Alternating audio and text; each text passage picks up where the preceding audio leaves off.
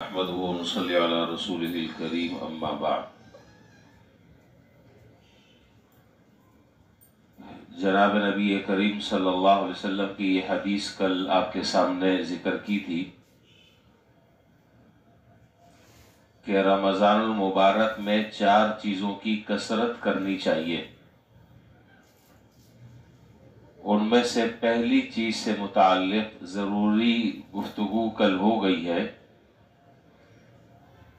اور وہ پہلی چیز تھی لا الہ الا اللہ کی کثرت کرنا۔ کل جو 2-3 فضائل آپ کے سامنے ذکر کیے تھے، سینکڑوں روایتیں اور فضیلتیں اور احادیث اس پر موجود ہیں، ان سب کے احاطے کا اس وقت نہیں۔ دوسری چیز وہ ہے استغفار کی کثرت۔ اس استغفار کرنے سے کیا ہوگا؟ اپنی بات کو آگے بڑھانے سے پہلے حضرت عبداللہ بن عباس رضی اللہ تعالیٰ عنہ کی روایت ذرا دیکھیے۔ حضرت عبداللہ بن عباس رضی اللہ تعالیٰ عنہ فرماتے ہیں کہ جناب نبی کریم صلی اللہ علیہ وسلم نے ارشاد فرمایا، من لزم الاستغفار جعل اللہ له من كل ضيق مخرجا ومن كل هم فرجا ورزقه من حيث لا يحتسب۔ فرمایا کہ جو آدمی کثرت سے استغفار کو اپنے لیے لازم کر لے، اللہ تبارک و تعالی 3 زبردست فائدے اسے عطا فرماتے ہیں، 3 عظیم فائدے اللہ تعالیٰ اسے نصیب فرماتے ہیں۔ نمبر 1 کہ ہر تنگی سے اللہ تعالیٰ اس کے لیے کشادگی پیدا فرما دیتے ہیں،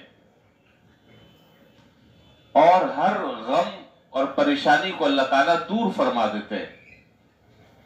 اور تیسرا، اللہ تعالیٰ اسے ایسی جگہ سے رزق عطا فرماتے ہیں جہاں اس کا گمان بھی نہیں ہوتا۔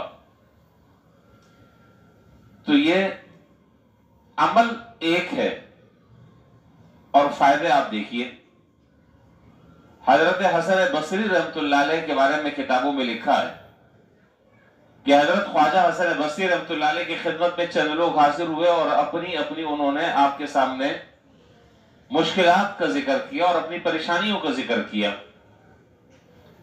ایک نے تذکرہ کیا کہ حضرت اولاد کے سلسلے میں اور مال کے سلسلے میں بہت پریشان ہوں۔ دوسرے نے کہا کہ کھیتی باڑی کے سلسلے میں بہت زیادہ تنگی میں میں مبتلا ہوں۔ تیسرے نے کہا کہ قحط سالی کا شکار ہوں۔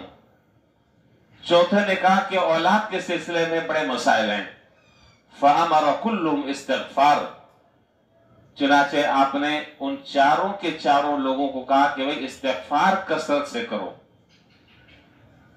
تو جو حاضرین تھے انہوں نے کہا کہ حضرت 4 الگ الگ لوگوں کے الگ الگ اپنے مدعا اور ان کی الگ الگ پریشانیاں، اور آپ نے سب کو نسخہ ایک ہی لکھ کر دے دیا اور نسخہ ایک ہی بتا دیا۔ آپ نے فرمایا کہ یہ میں نے نہیں بتایا، یہ قرآن بتا رہا ہے۔ یہ جو چاروں باتیں میں نے بتائی ہیں استغفار کے فائدے، یہ قرآن نے ذکر کیے ہیں۔ یرسل السماء علیکم مدرارا ویمددکم باموال وبنین ویجعل لکم جنات ویجعل لکم انہارا، کہ تم اگر استغفار کرو گے تو یہ چاروں فائدے اللہ تبارک و تعالیٰ تمہیں نصیب فرمائیں گے۔ تو عمل ایک ہے اور فائدے مختلف ہیں، اور استغفار کا معنی اس کو بھی ساتھ ساتھ طرح سے سمجھنے بات آ گئی ہے تو میں یہاں پر ذکر کر دیتا ہوں۔ استغفار کا معنی یہ نہیں کہ غفلت کے ساتھ آدمی بس توبہ توبہ توبہ توبہ کرتا رہے اور الٹے سیدھے کام بھی کرتا رہے، وہ بھی چل رہے ہیں، 2 نمبری بھی چل رہی ہے، اگڑم بگڑم سب چل رہے ہیں، اور استغفار بھی چل رہا ہے۔ یہ استغفار نہیں، یہ استغفار کے ساتھ مذاق ہے، یہ اس سے بڑا گناہ ہے۔ استغفار کا معنی یہ ہے کہ آدمی اپنی ماضی کے کارناموں پر، ماضی کی غلطیوں پر اللہ تبارک و تعالیٰ کے سامنے سچے دل سے نادم اور شرمندہ ہو اور آنسو بہائے، اور آئندہ کے لیے اس بات کا عزم کرے کہ انشاءاللہ آئندہ میں یہ کام نہیں کروں گا۔ یہ ہے استغفار کا معنی۔ اور یہ ساری کے ساری فضیلتیں، اور آگے بھی بات آ رہی ہے، یہ ساری کے ساری فضیلتیں اس وقت ہیں جب آدمی سچے دل کے ساتھ اللہ تعالیٰ کے سامنے اپنے گناہوں پر نادم اور شرمندہ ہو، اور آئندہ اس گناہ کو نہ کرنے کا عزم کرے، اور فوری طور پر اس گناہ کو چھوڑ بھی دے۔ اگر سارے کے سارے کام کر رہے ہیں، آپ استغفار بھی کرتے جا رہے ہیں، تو کچھ بھی نہیں ہوگا۔ استغفار کے مؤثر ہونے کے لیے ضروری ہے کہ ان ساری باتوں کا لحاظ اور خیال رکھا جائے۔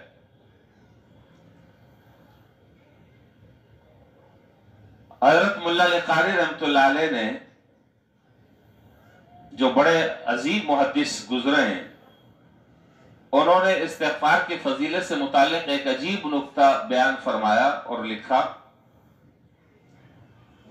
کہ اللہ تبارک و تعالی نے متقین کے لیے جن انعامات کا تذکرہ کیا ہے، اللہ تعالیٰ اپنے فضل سے وہ سارے انعامات مستغفرین کو بھی عطا فرماتے ہیں۔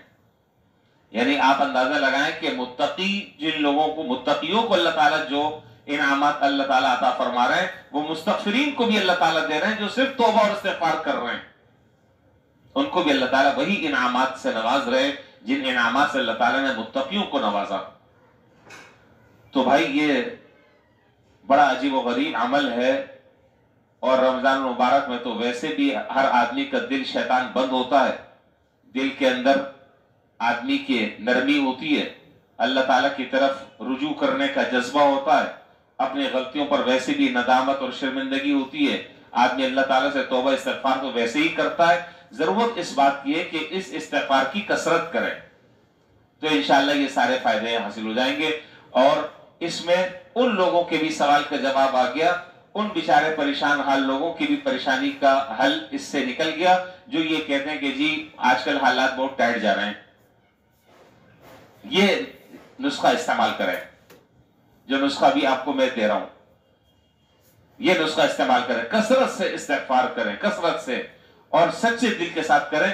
دیکھیے اللہ تعالیٰ کیسے دروازے کھولتے ہیں اور اللہ تعالیٰ کیسے راستے نکالتے ہیں۔ وَرَزَقَهُ مِنْ حَيْثُ لَا يَحْتَسِبُ، فرمایا کہ ایسی جگہ سے ہم رزق عطا فرمائیں گے کہ جہاں وہم و گمان بھی نہیں ہوگا۔